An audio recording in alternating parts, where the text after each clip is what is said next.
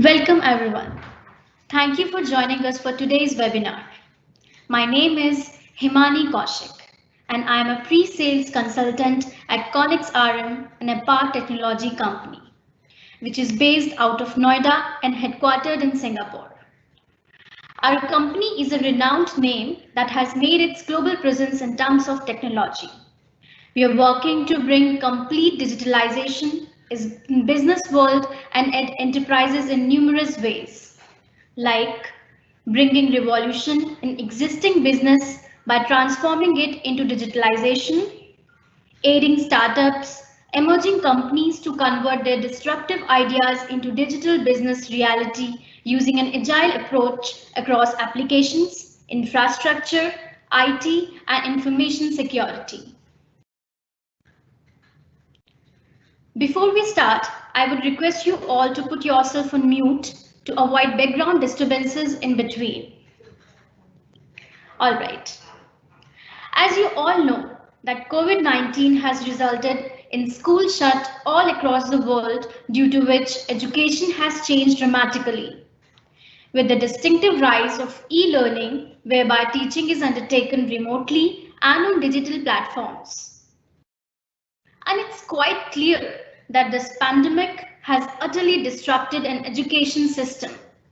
So, taking this into consideration, we are presenting on the topic perception of online services in the new normal in the education during COVID-19. Before I over to speaker, let me explain how you can talk to us during the webinar. If you have any questions during the webinar, just write them to chat. We'll have a question and answer session at the end to answer all your questions.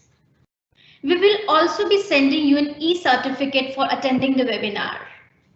So now I'm going to invite our first speaker, Prashansa Singh, who is a business unit head for handling client relationship. She has more than 10 years of experience and has been instrumental in delivering and supporting enterprise-level projects for multiple domains, including education in multiple geographies. Over to you, ma'am. Thank you. Thank you so much, Himani, for the lovely introduction. I'm very happy and pleased to be here to share my experience today regarding the perception of the online services in this new normal. Now, as we all know, the coronavirus outbreak has evidently been a sledgehammer blow to our global economy.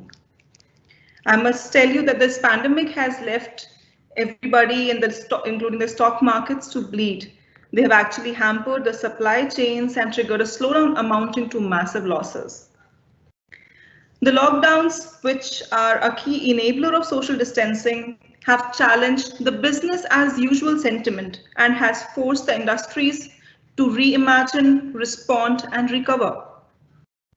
The education sector in particular has been the first of the first to bolster its digital form of engagement and reveal the innovations to meet the changing needs. Now, as this virulent spread of the coronavirus has continued, there have been series of announcements which have been made to completely shut down the schools, colleges, universities, the coaching institutes, and other educational establishments across the globe in order to enforce social distancing and to stop the human-to-human contamination. This action, however, has put millions of students at the risk of a study loss, and they are left with no resources that can help them continue to learn. Let me tell you that as per a UNESCO report, about 1.54 billion children are estimated to get affected due to this COVID closure, and more than 111 million girls across the least developed countries happen to be the biggest losers. Well, these large numbers are feared to lose months of learning, and even if the situation gets behind us, the cost of bringing these students back on track will go up sharply. Now, if I talk from the business perspective, these closures have definitely created a tremendous pressure, financial pressure in fact, on the incumbents, endangering their continuity. with no revenue coming in, the schools and the colleges will eventually be forced to roll out pay cuts and to put teachers and professors respectively on the chopping block. A scenario which will contribute to the global surge in unemployment chains. While this COVID situation has hit some uncomfortable chords, I would also like to focus that it has also created a ripple effect, which is leading to educational innovations. The digital transformation in the education industry has actually picked a new momentum and has started to blur the traditional lines. Since the traditional methods of learning have failed to endure the wave of change understandably, the academic institutions have turned to digital mediums to stay active on the ground. Though it's too early to decide how substantial the results are, the signs suggest that the pandemic-led digitization of this industry will meet an unprecedented success. Though I would definitely like to emphasize on the fact that the education industry has relatively been slow in adapting to digital disruption. With our century-old lecture-based approaches, our outmoded classrooms, and an entrenched resistance to eliminate the institutional biases, they have been far from being the front-runner of change. However, I must put focus on the fact that the COVID-19 event has raised the red flags for this industry, and it has actually pushed its path to digital innovation 3.0. I would hereby want to focus on the education sector, how it is responding to the new reality and addressing the value chain. Very first of all being the culture of learning anywhere, anytime, which is gaining ground. As the lockdowns have left millions of the students stranded, a growing percentage of academic institutions are fostering a culture of digital learning. Online classes using the video conferencing tools has become the most viable solution to ensure an uninterrupted flow of education. Many schools and colleges have built intranet systems and enabled a shift towards video-based lectures to provide learning at home. Moreover, the pandemic-led barriers have prompted the educational institutions to use asynchronous learning programs like discussion boards, your digital library, with an aim to help the students interact online, albeit in the absence of facilitator. The second one, if I talk about, is that the edtech firms are growing in popularity. The edtech firms have struggled in the past to gain traction in the markets, particularly with the industry's predisposition towards traditional in-classroom approaches. However, with this COVID-19 causing academic institutions to shut down, these edtech players like us are set for an inevitable boom. In a matter of just a few weeks, we have seen many edtech firms aggressively seizing the opportunity, and they're bagging new customers by offering free access to their content platforms.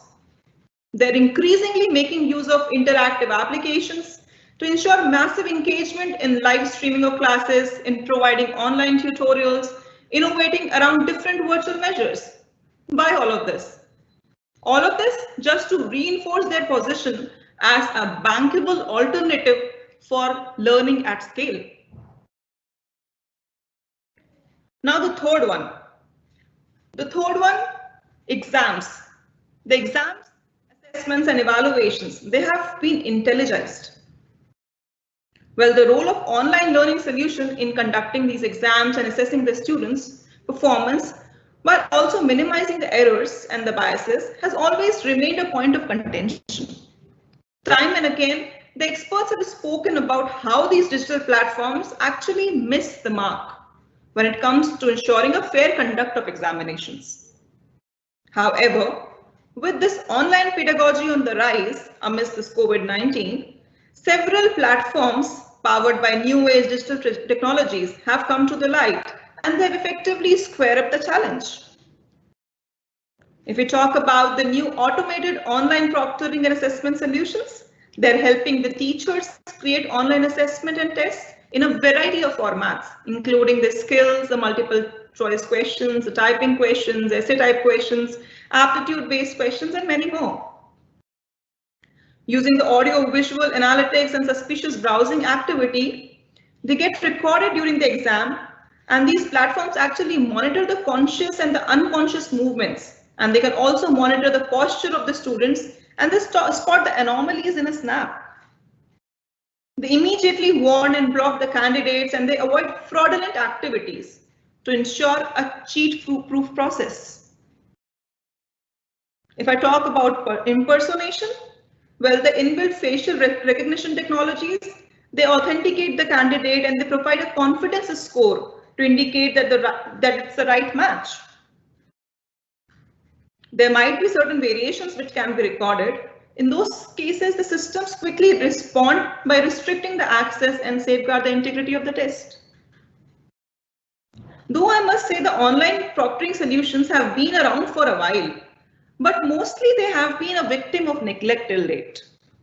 However, in this world hit by COVID-19 lockdown, these platforms are actually experiencing an uptick in the market. They've actually found themselves an active role in strengthening the field of digital learning. Now, I would like to focus on the last point, which is how the digital divide is slimming down. Well, with these subsequent closures in the wake of COVID-19, the teachers have actually ended up facing an immediate need of conducting the online classes for the homebound students. However, there was a key issue at hand. The key issue was the digital skills shortage that could potentially hold back this promise of digital learning. Fortunately, I must say the educational institutions have been quick enough and they have acted and accelerated their efforts to help their workforces scale and adapt to the new dynamics of work. At present, there are millions of schools and colleges who are using a range of online learning solutions to upskill their teachers and professors and empower their role in sustaining the education system. A slew of digital training sessions, workshops, webinars are being organized to keep the faculties up to their speed and emerging needs and help them ensure the continuity of learning in every possible way. Teachers and school administrations are in fact being encouraged to use the real-time communication tools for information sharing and for enabling the relationship continuity with the parents and guardians of the students. There have been counseling sessions which have been taken, which are actually instilling the confidence in the teachers, and they're empowering them to make a seamless transition from the chalkboard to the digital screen. And they're making them feel secure in the new environment, and hence slimming the digital divide. With this, I end my speech for today, and I hand over this to Himani. Thank you. Thank you, Prashansa ma'am, for enlightening and entertaining. It was really informative and educational. Now, without a further delay, I will turn the time over to Ms. Kritika Shukla, who is our Business Unit Head for Elite Suite of Education Products, ESIS and eBank. Kritika Shukla has been working with APAR for the past 10 years. She is one of the strongest pillars of the organization and is a key member of management. An MBA herself, she has proved her mettle in providing sales and management support in several of the international projects of SME domain and have an organization board experience of all products APAR is offering to the industry. Today, she will be talking about why video conferencing solution is in the demand thing. Over to you, ma'am. Thanks a lot, Himani, for such a wonderful introduction. Good afternoon, everybody. I am Kritika and welcome to today's webinar. So I would like to thank you guys for taking the time out and attending this webinar today. So I have spent almost a decade in understanding technology for education, with my main focus has been on generating high quality solutions to fulfill the needs of each and every education institution there is. So the topic that I'm going to speak about today is how our outlook towards SIS systems changed during COVID-19. So until very recently, there used to be a never-ending debate on if whether student information system can satisfy the needs of schools as per the standards today, and if online learning and distance education would be as effective as traditional education system has been. So sometime in the second week of March, state governments across the country began shutting down schools temporarily. Now it's more than 2 months and there is no certainty when they will reopen. So this also has been a crucial time for the education sector when board examinations, nursery school admissions are supposed to happen. So the structure of learning, including teaching and assessments, was the first to be affected by this closure. Now, in the midst of this unprecedented crisis, some people are predicting that this will change the way we live. Well, perhaps, but in what way? We will certainly remember this time for the rest of our lives, that's for sure. But will it really change anything fundamentally for the long run? If so, how? Everybody is wondering the same. But when people suggest things will never be the same, what they are talking about really? Well, they're talking about something deeper, about how we live, about our habits, norms, and ways of living. And especially for parents, teachers, and students, it's possible that some aspects of schooling might not go back to the way they were before. Now, I am sure each one of you have searched and know everything about student information system there is. So student information system might be a very known phenomena, but it is a very misunderstood technology.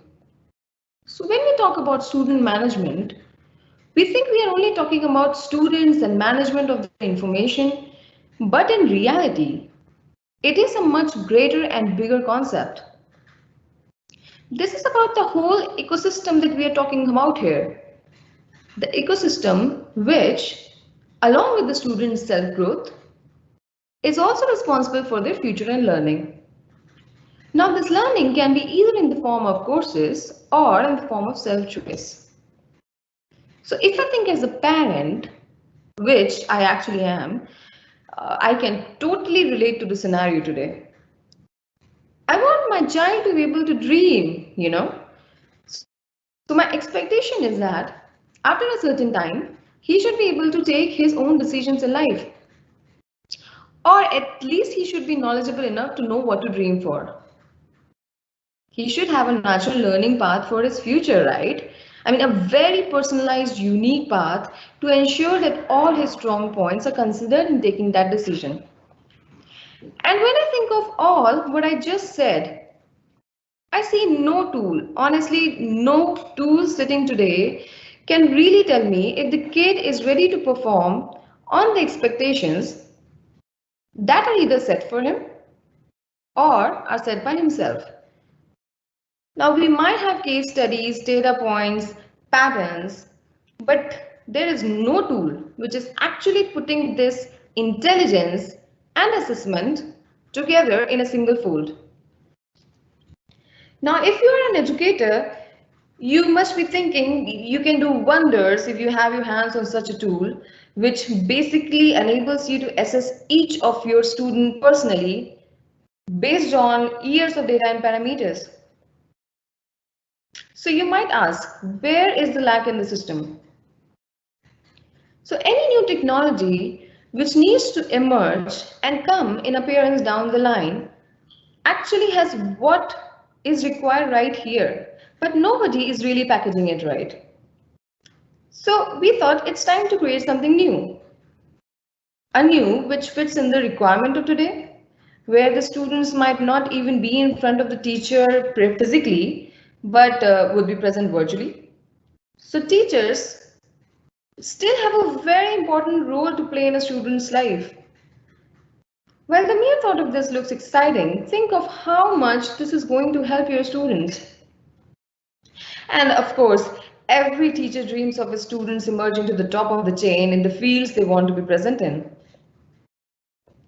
So let's come back to the topic we started with, student information system traditionally is about storing data about students, their library transactions, registration information, fee payment, and management of results and examinations, etc. Well, this looks like a lot, but in reality, the student information is only limited to the guided progress and figures, which is shown by all the conventional systems available today. The systems available today are more concerned on how a student performs on the scale of 1 to 10. And it is pretty much similar for all the classes, groups, or batches. So it tends towards comparative progress and comparison analysis of the students in the PRISM lot. So the systems are basically not tailored to show the natural progress of a student. Now you must be thinking, what is guided progress or what is natural progress of a student? So let's not give too much of a thought on this. And just think of a simple case where you as a teacher or the education system owners are setting up an agenda for the students to follow. So when you are setting up an agenda for the students to follow, it falls under guided progress, which is what typically all the schools are following these days. So natural progress is much more evolved as a process due to the fact that it lets students express and manage self-learning outcomes with proper supervision from the stakeholders. Now, natural progress is much more important in shaping a life of an individual in today's world. So how to mitigate this and reach the natural progress of the student? To explain this, I'm going to discuss about these four buzzwords being part of the conventional system today. So there is AI, artificial intelligence to analyze and put in the right natural rules, which would basically help system users, students, and the stakeholders involved get the desired information without making much effort, and which in turn will also help them to plan better. Now next there is IoT, which is Internet of Things. It is the non-intrusive way where the sensors, over a period of time, learn to provide enough data to make the AI component more intelligent. Now the third, which is intelligent assessment, well, not typically from the course material or the theory as we call it, but based on the natural application of the material that is being taught in the curriculum today. Now, this is a very powerful member for deciding the learning outcomes, as the better and intelligent your assessment is, better the working of the AI data would be, and ultimately better the learning outcomes would be. So last we have business analytics, which perhaps is the most widely and misused word, but the introduction is self-explanatory. Without an intelligent business analytics, the important part of the stakeholders called as management would never be able to make an intelligent decision on taking the right call at the right time. Well, now think of all of this to be able to apply on each and every student individually. Well, this is the dream realization I am getting into the market with Elite SIS and our online enablement kit. So moving on to my next slide, which will basically give you an idea about the product offerings we have. So in the middle of all of it, we have SIS. SIS, after a 2.5 years of journey, well, approximately, has given a fresh look at the system for managing students and their relationships. The fresh look and the strong feature list of the system makes it one of the unique systems available in the market at the moment. Of course, we are not talking about custom-built applications being converted to a product, but talking about a conventionally built product on the platform ready to use. So we have a complete suite of products, be it the SIS part of the solution, be it ERP part to provide HR, payroll and procurement, finance, etc. And then a comprehensive payment platform called UPP, which helps students and parents manage the fee schedule and payment of the fees of the student. So for more product details on UPP, we will have detailed discussions later in the webinar, which will be taken by our speaker, Mr. Danish Azam. So apart from our core strength, we also have LMS, which is our learning management system, assessments, and which is a highly configurable business processes, and it is basically bundled up in one solution. Not only this, we have the uniqueness of harnessing all the three clouds presented by Microsoft, namely the Office 365 cloud. Then there is Dynamics Online Cloud, and we have Azure as well. So this makes our system a complete cloud offering, conforming to what the current trends are looking up to. So based on the Dynamics 365 platform and enhanced by Power BI, Microsoft Teams, and sentimental analysis tools, Elite SIS is a one-stop solution for each and every needs of an institution. Now, when we started with putting one single module to colleges in different countries, and then gradually took up setting their whole environment with our complete suite of products to their maximum benefits. And when it comes to being recognized and awarded globally, we also have been published in the Marketing Guide for CIOs in Education by Gartner for 3 years in a row for being one of the best ERP in education space available in the market globally. So how did the technology innovated itself? As the famous scholar Socrates once said, the secret of change is to focus all of your energy not on fighting the old, but on building the new. So when I heard this saying, I thought, how to build the new? Well, the new comes in only when we understand what is lacking in the old, or sometimes what is not present in the old at all. Therefore, replacement of old becomes necessary, not because it was not effective, but maybe because it is not effective enough today. And this has been my drive and desire to get the new systems up and running, which are effective today, and hence our journey so far. So moving on, the recent pandemic, which broke us and sent us all in a stay inside, stay safe situation with social distancing and other security measures of utmost importance, COVID-19 gave us an invitation to shut down the world and shut the doors to business.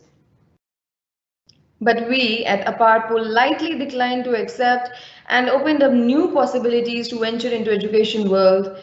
So with Elite SIS along comes Microsoft as our very favorite company, giving us our very favorite tool of the millennium, which goes by the name of Microsoft Teams.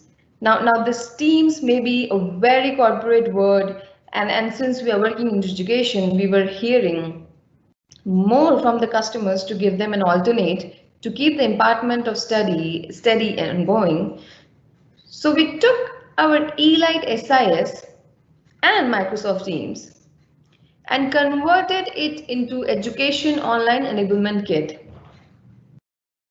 Well, as fancy as it may sound to you guys, when we did the demos of the system to the customer, its overall concept of bundling up online classes with management perspective, including our Elite SIS, and topping it up with brilliant analytics and business intelligence.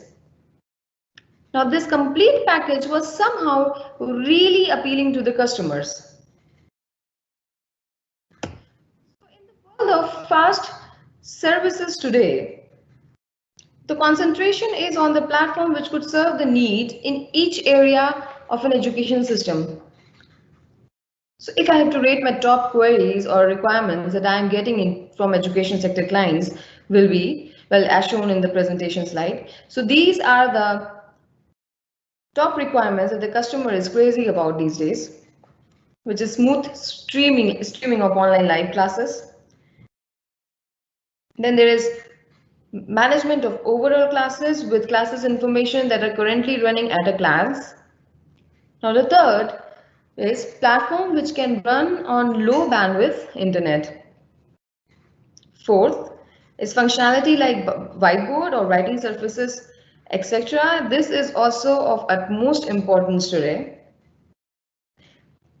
Now last, we also have enabling sessions of assessment tasks and assignments online and a complete classes setup for the institutes. These are basically top 5 requirements or the queries that we are getting from the customers these days. So there are many competitors in the market today. So the question was, how and why we are different and advanced from the other free platforms or from other paid services which are available. So answering to all of these questions, that how outlook towards SIS systems has changed over the time. Now here is what we have launched in the market with our Elite SIS, including Microsoft Teams collaboration platform, which you guys can see on my screen right now. So we provided them with an admin portal to create and manage all the classes. The management is on one admin level, then distributed on each faculty level thereon. We also created the whole infra in schools and provide the facility for students to come and join the classes with one link, and teachers will be changing the lectures as they would normally do in the normal classrooms. Now the third, we added the concept of timetable, lesson plans and assignments to the bundle so that all of that along with the study material management can be managed at the single and central UI level. Not just this, we gave them the facility to get the notification channels up and running, because of course they would also need more information to be sent through SMSs. And all of these functions are paid through UPP, which is our unified payment portal, where they can avail the services of making their students pay fee online without any upfront or implementation charges. And last but not the least, we also added the portal for online assessments to make the offer more practical and useful for end customers. Now they would be able to design their own questions, test papers, and have students practice or give actual test results online. So by innovating and mixing the features of student management system like Elite SIS and then enabling an online kit over it, we have now been successfully able to transform the education style of more than 50 schools in less than 1 month time frame. Now, to make the offer a complete SaaS package and bundled offering with our Elite SIS, we also added training for the teachers, business hour support for next 6 months, and email IDs configuration for all the teachers and students into a single package. And all of this is being implemented for a single school in a total of 4 working days, including from the data collection standpoint. Now, I'm sure I would have been able to sow the seeds of advancement in many of you and look forward for your feedback during this webinar session. And I also hope to keep in touch with each one of you post the webinar as well. So thank you for your patience, and please do not hesitate to contact me, and I'll be more than happy to depart to you at the earliest. With that, I would like to hand it over to Himani to introduce our next speaker. So thank you all. Thank you guys. Thank you, Kritika ma'am, for being across the insight. I'm sure the education audience here can relate each and every functional component to the solution provided here. Well, I could. As I mentioned, please keep trying your questions in the chat box so that we can take those up in the question and answer slot. Now, I would like to invite our guest, Dr. Manu Pratap Singh, Head of CS Department, Agra University. He is engaged in teaching and research since last 20 years. He has more than 90 research papers in general of international and national repute. His work has been recognized widely around the world in the form of citations of his research papers. He also has received the Young Scientist Award in Computer Science by International Academy of Physical Sciences, Allahabad in year 2005. He has guided 18 students for the doctorate in computer science. He is also referee of various international and national journals like International Journal of Uncertainty, Fusiness, and Knowledge-Based System. Welcome, sir. Over to you now.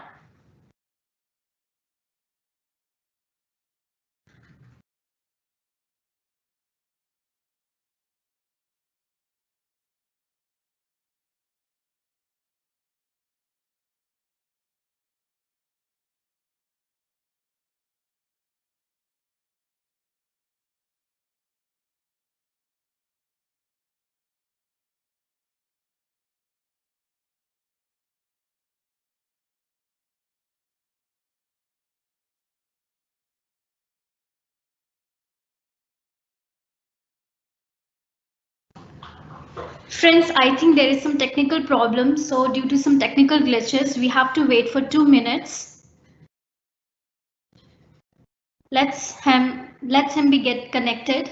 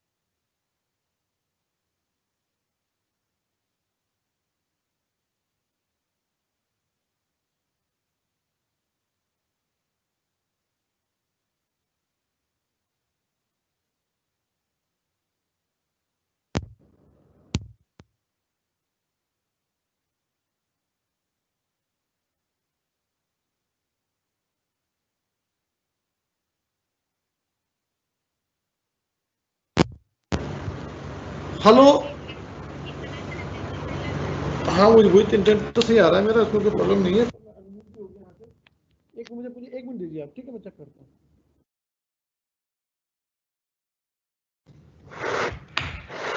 Well, while we are bringing him online, so please, friends, keep typing your questions and queries.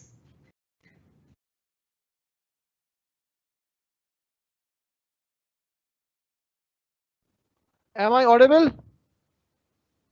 Hello? Am I audible? Very good afternoon, sir. You are very well audible. Okay, madam. Thank you very much. So should I start my session? Yes, sir. You are live, sir. Okay.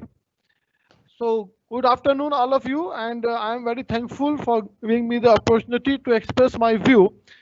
And it is very fortunate to interact with the people, those are working in the industry. I am from the university, so I can share the experience of the university about the online learning and the effect of the COVID-19. I just heard the speaker, and that the speaker was elaborating the issues. We're getting a lot of questions here Thank you for this positive feedback and all the questions. We will be Hello. answering all of your questions at the end of the session. Thank you for being here and being very supportive. Please bear with us. We are just connecting him. Hello. Well, Yes. welcome again, sir. So On to you, it's. good afternoon, all of you, and thank you very much for giving me the opportunity to interact with the people of industry. I am from the university side, so I have more experience about the student and about their teaching and learning. And now we all are suffering from the impact of the COVID-19, and we have seen that impact on the learning process also. I just heard the lecture of the speaker, and that speaker has explained you about the component of the Clouds and the Microsoft, those they are offering for the online training. But the issue is that the university has the large number of students, and university and the Indian university do not have that infrastructure that we can implement such a heavy platforms for the online learning. So we have to search for the alternatives. So I am just trying to show you that what the alternatives we have to include that online learning, and that is especially a substitution. It is not a substitution, it is only the alternative way. It is a true statement that we cannot substitute the conventional teaching or learning which is rightly running in the universities. It is the online process is only an alternative. So I am just focusing on the alternative issues. So the learning is the never stop process, so it has to be continue whether the mode is online or this is the online. So it is the outline of my presentation. Why everything going online, global monitoring, e-learning, what are the challenges? And I just conduct a small survey on the student that what they feel about the online learning and how the innovative technology is helping us. So now it is that the first statement which I have, this is why everything has gone online. So now you can see the slide and you can feel that it is happening because we have the COVID-19. And it is a wonderful thing that we have the internet, and in the lockdown period, everybody is availing the features of the internet, and we are engaged in the social media, watching movie, and of course the students are engaged in the online classes. They are preferring to do the work from home. They are accepting the challenges of the online teaching, and they are almost ready to accept how they can offer themselves for the online classes. So now it is a global monitoring of the school and the colleges closures. So now you can see that a large number of learners are affected. And now you can see on the slide, 89.5% of total enrolled learners around the world. And there is 188 countrywide closures of the schools. So now every university, every college, every school is closed, and now the effect is very large. It is a daily COVID cases since Educational Institute closed in selected developing countries. So now you can see that how many number of days are gone when the schools and colleges are shut. Now, if you just see from the perspective of the Indian education. So Indian education we can handle in the two parts. The first part is from class 1 to 12th, and second part for the higher education. So as far as concern of myself, I am from the higher education side, so I will give more emphasis to the higher education. The UGC, the University Grant Commission, and other apex education bodies have issued the specific guidelines for the higher Indian education institutions about the COVID-19, and it is simply indicating that it is happening that almost 1,000 universities and approximately 40,000 colleges are temporarily closed due to the effect of the COVID-19. And the UGC and the AICT both are empathizing to the universities and the engineering colleges and the teachers and the students that they should go for the online classes. But it is very unfortunate in the universities and in the engineering colleges, the teachers are not ready for the online mode. Actually, there are the two types of the teachers. One are the conventional one and another one are the young one. The young faculty of the university want that the teaching should go in the online process, and the old age teacher want that the teaching should be remain offline. So it is a conflict between the teachers. The old teachers are not ready to accept that the technology, and the new teachers are welcoming this technology. And now you can also see that these measures have impact on approximately 3.75 crore students enrolled in the approximately 14 lakh faculty employed in the system. So now you can imagine a large number of pupils are affecting with this closing on education systems. The other issue which we are facing in the universities and the engineering institution, if this process or if the trends continue of the COVID-19 for the next 3 or 4 months, then how the admission process will go on. I have interacted with the parents and I have interacted with the student. No parent is ready to send their student or send their VAS to the university campuses because they want that they will send their VAS only when that coronavirus will completely eliminated. If it is the feeling of the parents, then we have to think about a one major issue, how the universities and the engineering colleges will get the admission in this academic year. So now I have mentioned a point, impact on students' enrollment. The diversity of students, so many students from the North India are moving to the south and south into the north, but in the effect of COVID-19, that movement will stop. No North Indian student will go to the south and no South Indian student will come to the North India for the education. So if it is a true thing, then what will happen to the revenues? If the no admission is there, then how the private institution or the self-financing courses will add the revenues? It is a major issue in front of the higher education. So now there are the following key questions are arising. The first and very important question is that in case there are delays in the national board, university exam and competitive exams like JEE, should we focus on changing our student selection mechanism and criteria? Now you should know, and I think you should all have the information. Still, class 12 examinations are pending from the CBSE board. You also have the information, no university is able to conduct their yearly or semester examination.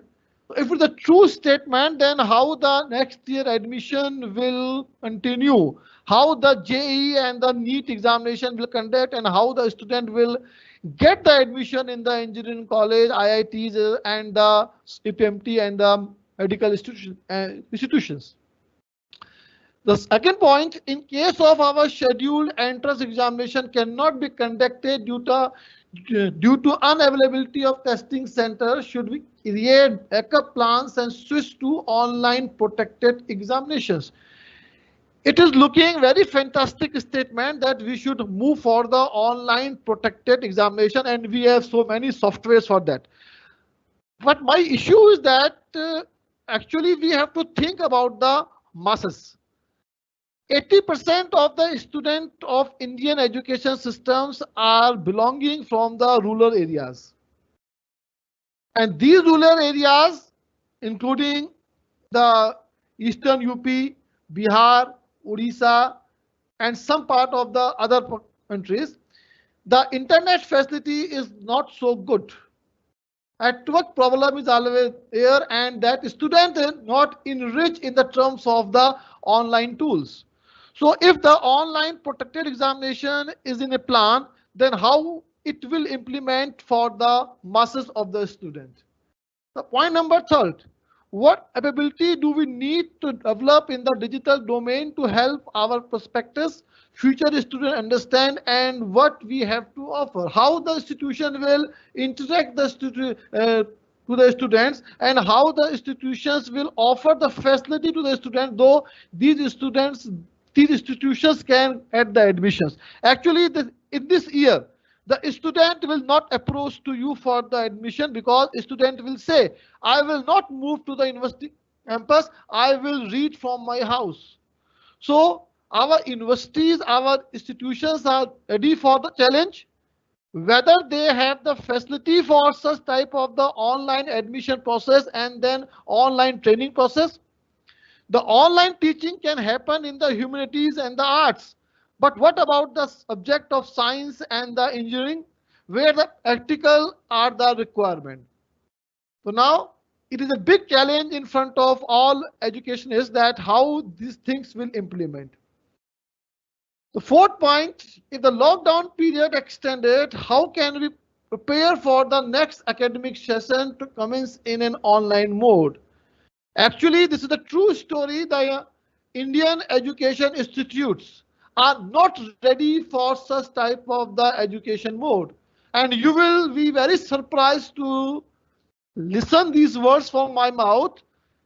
IITs, IIM and the DU, Delhi University is planning to promote the student in this academic year without any examination. So if such a tendency and if such a thought process is going on in the mind of the top policy makers that without the examination we can promote the students, then how can we think about the online examination and the other things? It is a true statement that one of the primary goals of the academic training is to learn how to learn. It means to learn how to continuously absorb new knowledge. It means that first we have to check whether our university professors, teachers and students are ready for this e-learning process or not. If they are ready, now second point where we can think is that whether our universities and the institution has the proper infrastructure which could be provided to the masses of students. The student selection should not be there that only the higher class student can teach. The teaching is or the education is open for all. So if whatever solution we have, that solution should implement to all the categories of student, whether the student belongs to Delhi or it belongs to the rural area. Other point which we have, right now we have the following point of the teaching or the following ways of the teaching. The first way of teaching is as usual, which we have in the education system. It is called the conventional teaching. Second type of the teaching which we should adopt, it is the experimental teaching. The third is the instructive teaching, and that instructive teaching is right now is going on in the name of e-learning. It is a very unfortunate that whatever teaching facilities we are providing nowadays to our students is not a e-learning. Actually, it is only the digital learning. We are only providing the digital contents, or you can say the e-contents to the students. So we can call this as the only instructive teaching. Now, what we require? So we require the smart teaching. It is a time that we should adopt that smart teaching. If you remember to your school days, the Orwin have a theory. That theory was the survival of the fittest. That was the old concept of the scientist Orwin. Now that concept has changed in the COVID-19. The smartest will alive. It means survival of the smartest. The person, the system who is smart, that system will survive. So now it is not an issue whether we are fit or not. The issue is that whether we are smart or not. So now we require the innovation in the teaching in a current situation, and the innovation includes the following issues. The think existing things in different way, implement existing methods in different way, analysis of the existing results in different way, modeling of the real world problems with own perception, conceptual revolution and the evolutionary development. The last 2 points are the requirement of nowadays in the education systems. Now, if we want that our teachers should adapt the ICT technology for the e-learning, so now there should be the requirement that teachers should be innovative, and the requirement for the innovation of teacher is as follows. Now, depends how much our teacher is innovative. So now it can say it has the ability of exploration of different tools and methods for teaching. Number two, generate original thinking in terms of the current situation. Number third, explanation of concept in various way apart from the conventional, experimental and the instructive teaching. Uses of examples, correlation of concept with real world problem and its solution. And now it is a requirement that teachers should adapt the simulation and modeling based technique of teaching. It is the real science e-learning process. So now we have the word of e-learning. So now it says earning from anywhere and anytime. And the tools those are being used nowadays for various education institutions on the universities are the Zoom, the Google Hangout and the others. And also we have the use of asynchronous learning programs. It includes the digital library, the decision board assistant students to connect online. And very unfortunate thing is that most of the teachers of the university and education and the engineering institutes are using the Facebook, WhatsApp application and YouTube for in the name of e-learning. So how now it is a point of thinking that how can you think that you can provide the teaching with the help of Facebook or WhatsApp or the YouTube?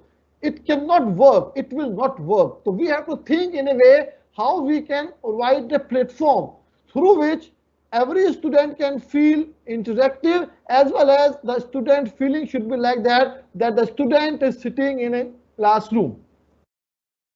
So now I have mentioned the 4 features which should be included in the e-learning. The first one is the live streaming.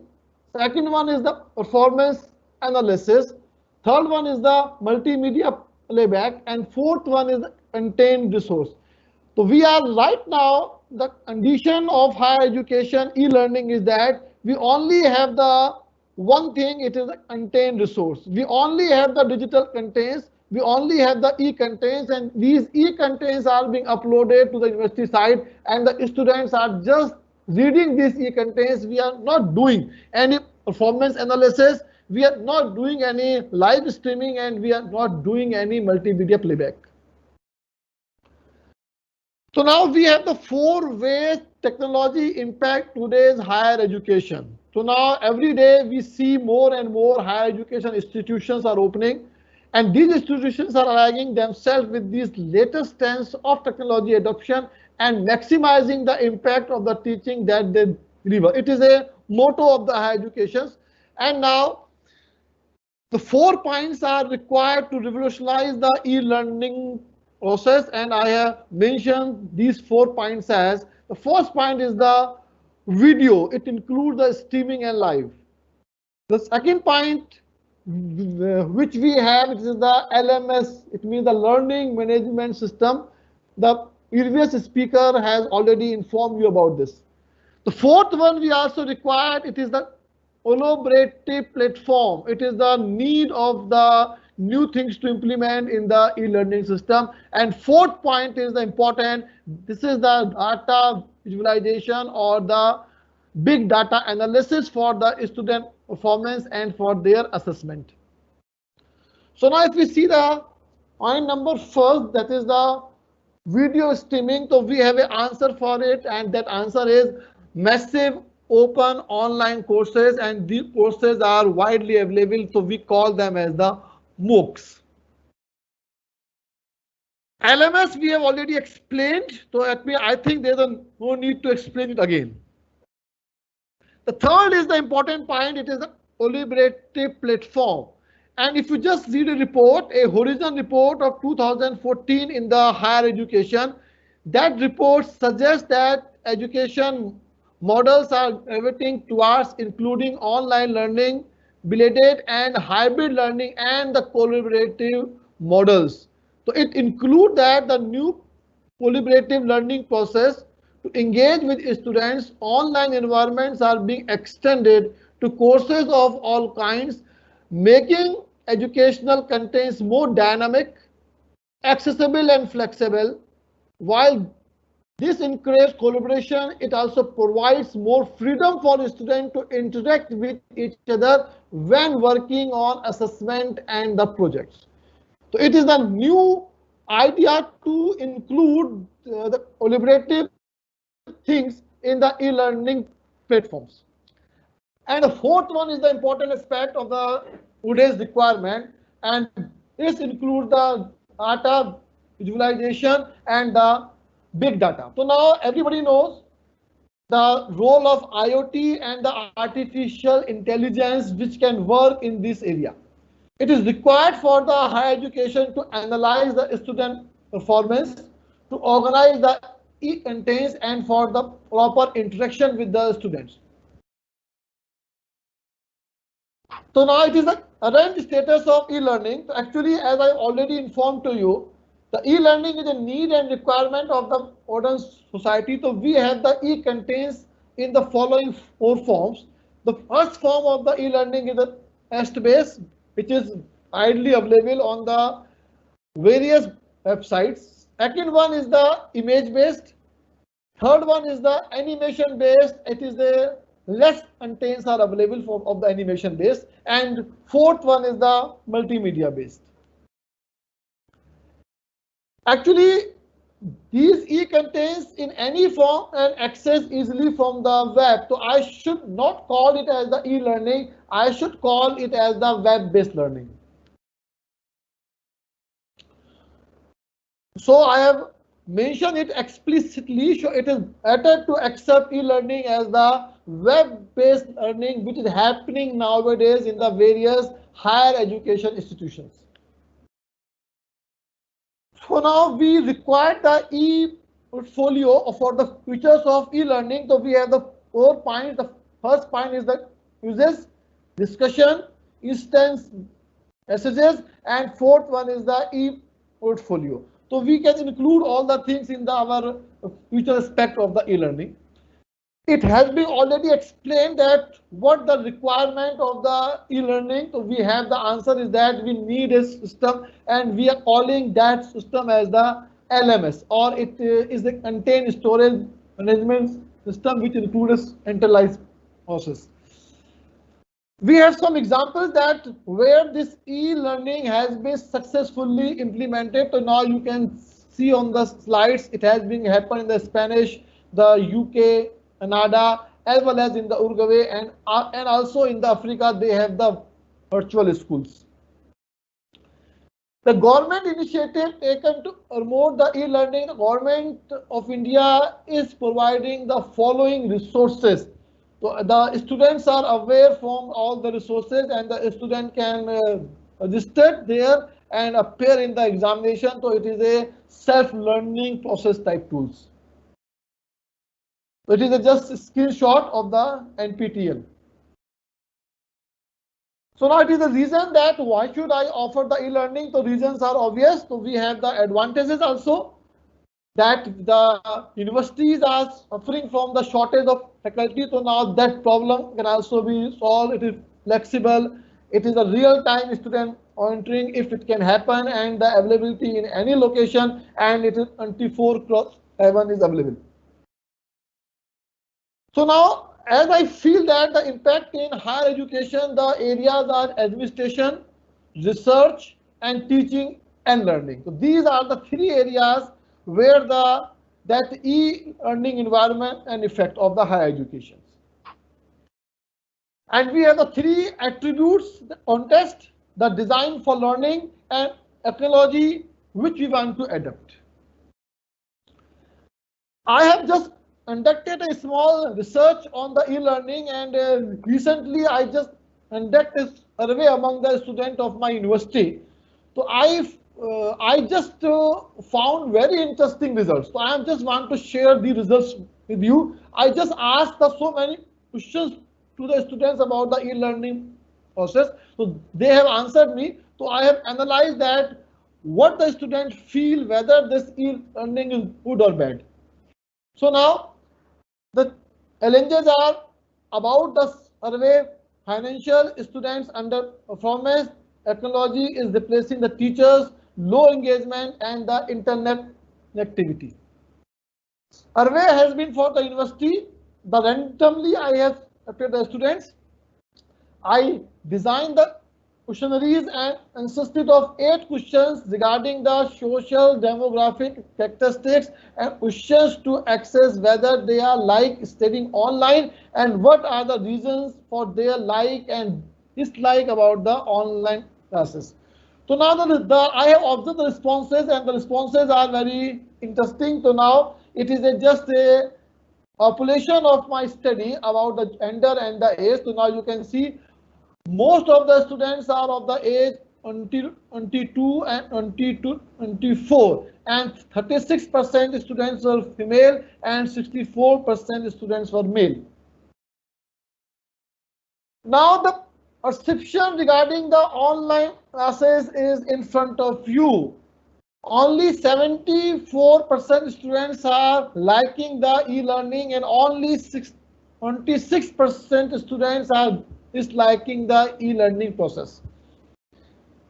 The 45% students are saying there is a problem in the e-learning is of the language, and it is a true statement, because as I feel, if you leave the metro cities like Delhi, Bombay, Bangalore, and the others, and if you move to the rural areas of the India, and you will find that there are so many institutions, engineering colleges, and the universities in these rural areas, and the students those are enrolled there are belonging to these rural areas, and these students are facing the problem of English language.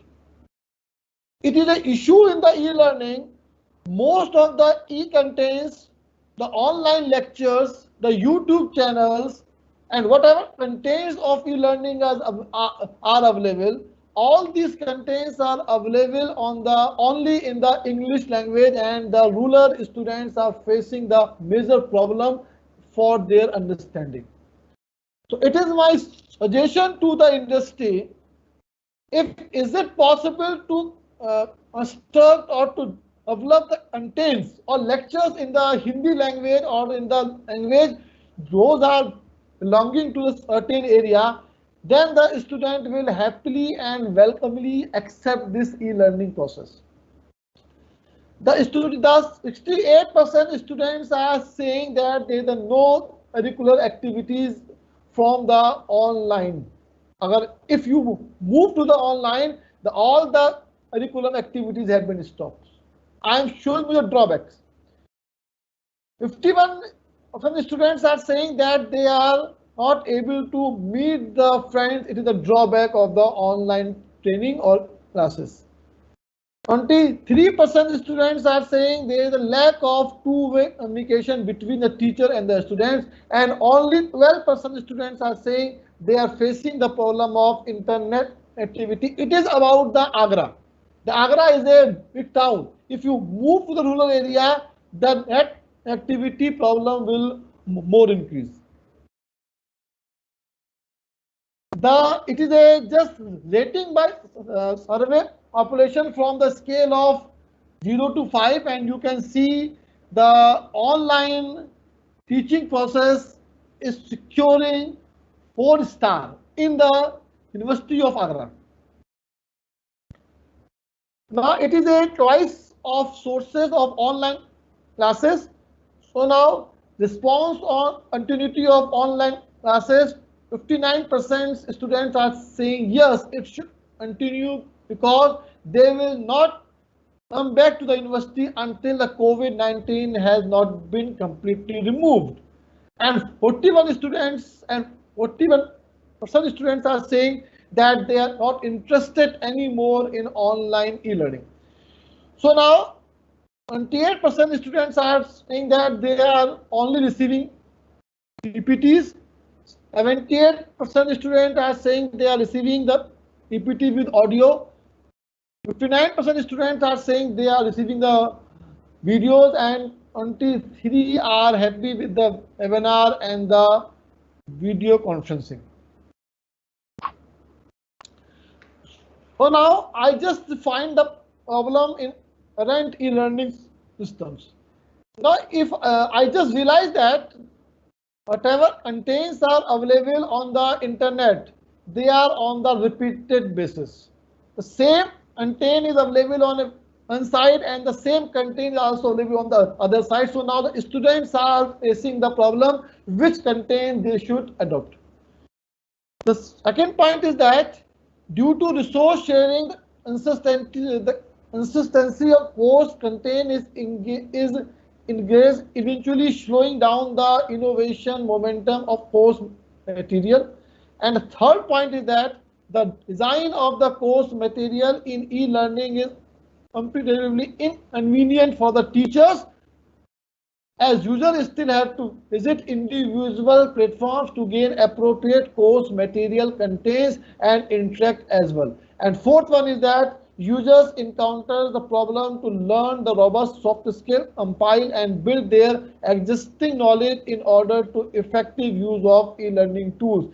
These are the four problems those I have identified in my research, that these are the major problems with current e-learning systems. Others are that no compatible for users and environments with no adoption of learning the habits and knowing the requirement of the learner. Actually, it is happening that the students are saying the teacher is not physically available, so that teacher is not knowing where we are lacking. The student wants that there should be a proper interaction with the students, and the teacher or learner should know individually the requirement and the problems and difficulty of each individual student. Number two, I have the solution which I feel. The solutions are that we require an intelligent agent system. It should work as an adaptive and autonomous instructor. That a personalized type of learning is required. The student could feel that instructor is available only for every individual student. And number two, as one of the solution, web-based, effective and efficient intelligent information retrieval system is required. So I can call it as the dynamic and the fast e-guide.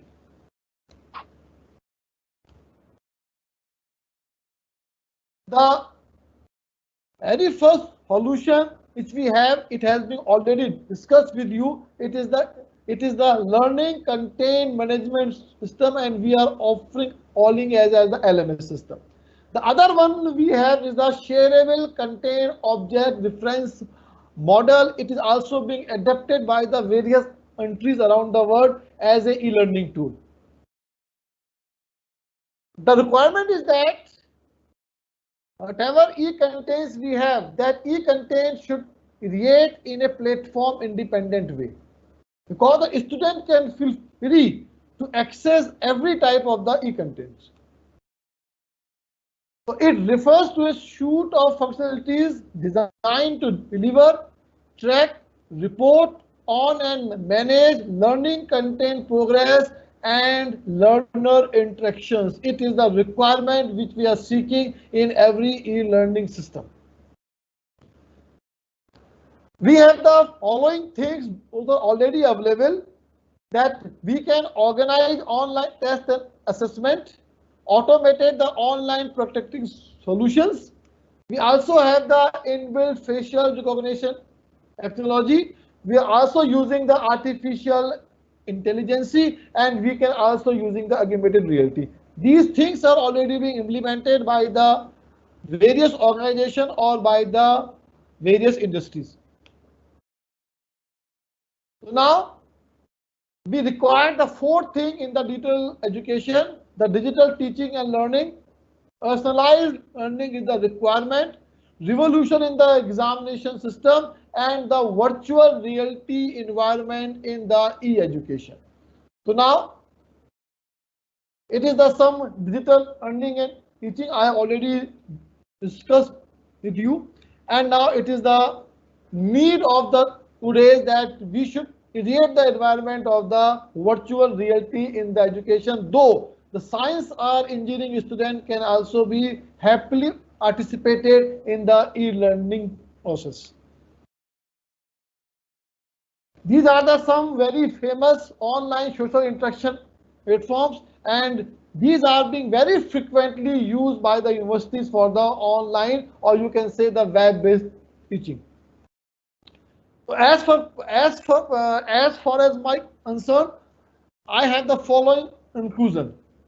The first one is that policy makers in higher education need to be clear about the aims and purposes of using ICT. And number two, implementation for many aspects of institutional culture. It includes policies for infrastructure and technical support, policies and strategies relating to student assessment, policies for developing the digital literacy of students, policies and strategies for the professional development of academic staff, and last is the policies for promoting and rewarding scholarly activities relating to using ICT for teaching and learning. So thank you. It is all about from my side.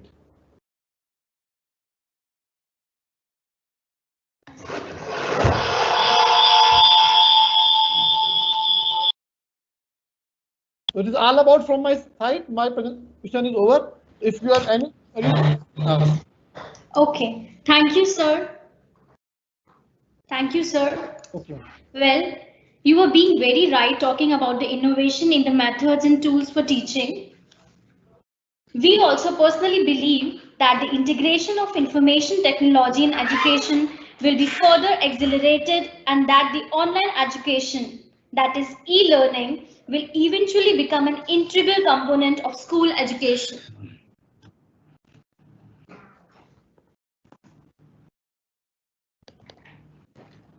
So now we will go to the question and answers, and I will request our representatives to answer all the questions which were being asked.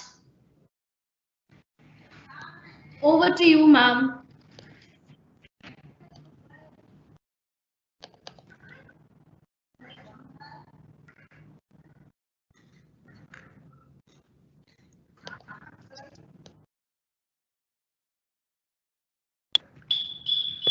Thanks, Himani. While here, I can see a lot of questions regarding the adaptability challenge, and a lot of people are asking here regarding how to make the sessions engaging. So we actually had a discussion with a lot of education experts, and we actually came across a few things which definitely every education person, school teachers, professors, they need to keep in mind while actually taking the lectures. I'll just want to focus on a few of them right now. Like when you're actually taking the classes, you need to make the students have an experience of learning at home. So for that, you need to definitely give your students a bit of break in between the lectures. You need to actually tell them that you need to take break in between, you need to take water and all, especially with the students who are in the junior classes. Then you need to make them stay focused. You need to actually teach them in a quiet place where actually there's no disturbance. Though it's a very small point to focus on, however, that actually brings a lot of difference. A disturbed lecture, is lecture where a lot of noise is coming, definitely will not bring that kind of concentration. Then you have, you need to stay connected with your students. When the students are not able to see their friends face to face, they actually kind of feel left alone. So students need to be, told there are multiple platforms like, we are encouraging Microsoft Teams here. They have multiple statuses which these students can change. They can go on one-to-one chats, they can talk to the students, they can even come on videos, they can talk to their friends. Also, motivation. Motivation is a key. When you are using the platforms, especially you talk about Microsoft Teams platform with the Elite SIS system. So you can send praises to your students, you can recognize them whenever they do something good. And actually when that praise comes in an animated way, the students actually feel quite good and that inspires them. Another one being your lessons. When you're taking the lessons, give them experience of a chalkboard. Don't make them feel that they're learning through an e-learning solution. If you have whiteboard solutions, use them and actually make them feel as if they're sitting just in the classroom, just in a distant place. Also, you can connect with your students individually. You can have one-to-one chat sessions. It's not necessary that you need to talk to your students only in the classroom, a set session of 1 to 1:30 p.m. and you need to finish that. No, if there are certain doubts, like the way your students come to you after your classes, they talk to you during the break sessions, they ask you for some time for their query resolutions. That way, let the students have this chance, let them write their issues in the chat window or request you for your time. You schedule one-to-one sessions, resolve their queries. So these are a few points which we need to keep in mind while teaching the students. This will actually bring a lot of difference. So I think we are a bit falling short of time. However, there are a lot of questions which are here, which we'll definitely would like to take up. Himani will be actually contacting all of you and we'll be giving our answers to all of your questions over a piece of mail or over a con call. So we all will be connected with you after this webinar session. Thank you for your time. Himani. First of all, thank you to all speakers for the informative session. ESIS and EUPP combined are the new name of digital innovation in education industry. So friends, your all questions and answers will be given to you. Our representative will be contacting and you just can drop your emails and we will be answering you to your email address. And if you have any queries, you still can communicate with us. So thank you everyone. We appreciate all of you for taking your time out being here. After the session, you will receive the links of the products talked about here and contact numbers of the salesperson to be connected. We hope to see you again next time. Thank you everyone.